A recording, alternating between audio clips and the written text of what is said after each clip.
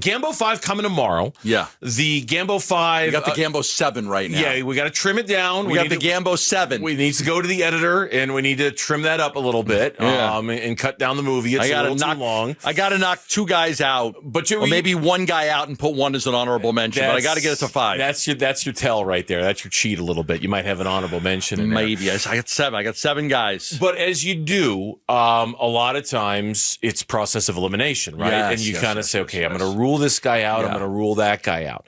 So without unveiling the Gambo 5 and knowing that that's coming tomorrow, what are you willing to say the Cardinals aren't going to do? I'm looking at the great job that Tyler Drake does on ArizonaSports.com and the whole staff. I think it's everybody, but the mock draft tracker, right? They keep a good list of where the mock drafts are tracked. And one guy that has been mocked to the Arizona Cardinals with the 16th pick 8 times by 8 different publications is the wide receiver Matthew Golden out of Texas. Okay. There's another wide receiver that's been mocked to the Cardinals 4 times out of Missouri, Luther Burden III.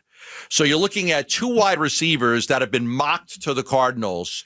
I'm going to start this off by saying the Cardinals are not going to draft a wide receiver in the first round. Really? Not going to draft a wide receiver in the first round. Really? So you can rule out wide receiver. You could rule out the Texas kid coming here wait, hold after he beat ASU. I was going to say, if you listen really closely, can you hear the sigh of relief from ASU fans everywhere? I'm not. Oh, thank God. Thank God that bum's not coming here. Thank God I don't have to justify rooting for the player who beat ASU. Right, okay, right. So no wide receiver. I'm going to go no wide round. receiver. Yeah, I'm going to go no wide receiver. We'll take out the wide receivers. Then Matthew Golden and the other kid from Missouri, Burden III, I believe they will not go. They drafted a wide receiver in the first round last year.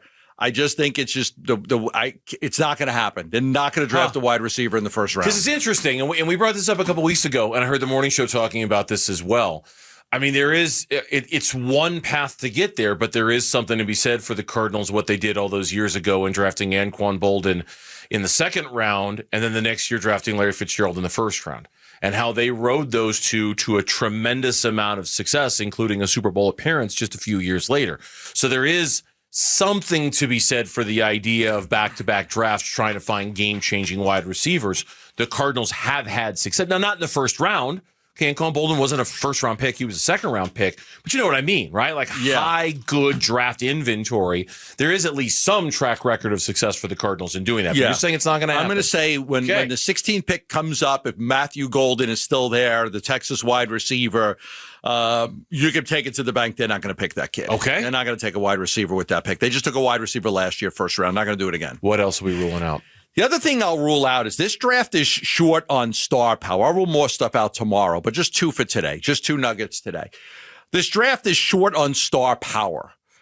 Even the tackle class, it's not a great tackle class. But what it has is a lot of depth. When you start looking at like 12, 15, 20, 25, 28, there's going to be a lot of players that some teams have ranked at 12 and then others have at 20 and others have at 25 because there is a lot of depth in this draft. So because of that depth, because it's so deep, I'm going to rule out any chance the Arizona Cardinals move up in the draft. Oh, okay. Not going to move up in the draft. Okay.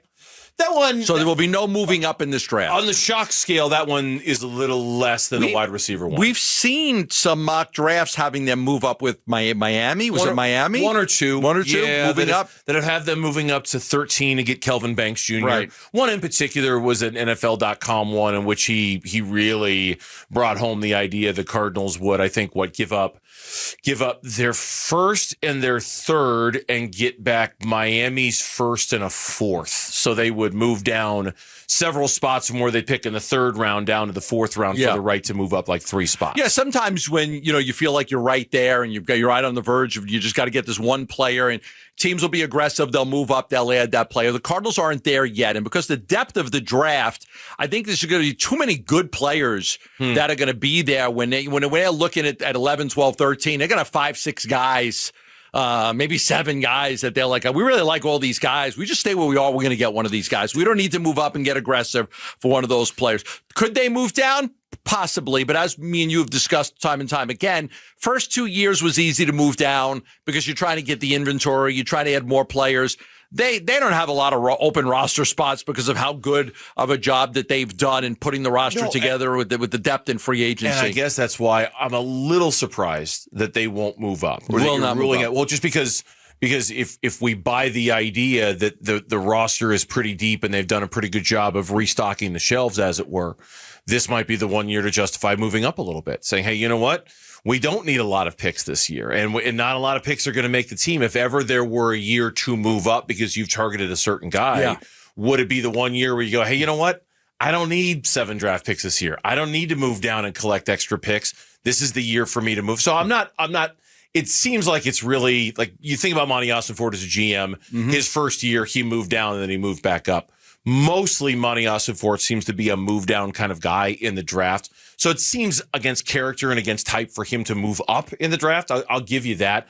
But I was thinking, if Gambo is suggesting that they might not move down because the cupboards are stocked and they're okay, maybe they would move up in a draft like this, but you're saying no. So I'll rule out moving up, and I'll rule out Matthew Golden or the other kid at wide receiver. I'm going to rule them taking out a wide receiver. Not going to take a wide receiver at pick number 16. So trade down, I still think there's a chance. I think it's probably a better than good chance they stay at 16 and don't make a pick at 16, then trading down. But I can't rule out trading down. I will move out, I will rule out trading up. So back up what you're saying about the draft. Daniel Jeremiah, I took the screenshot of a tweet of his from a few weeks ago, who said he talked to several GMs and head coaches over the last week or so, and everyone agrees that he's calling this draft a starter draft. And he says maybe not a ton of star power, but your goal should be to come away with 3 to 4 solid starters in this draft. They are there. Go find them. So you might not find stars, but you'll find starters in this draft. They're there. That's never a bad thing. Go find them. That's never a bad thing at all. Stars are great, but good, solid, dependable starters, it's not a bad thing either. Thanks for watching Burns and Gambo. Click to see more from the guys and hit the button in the middle to subscribe so you never miss a video from Arizona sports.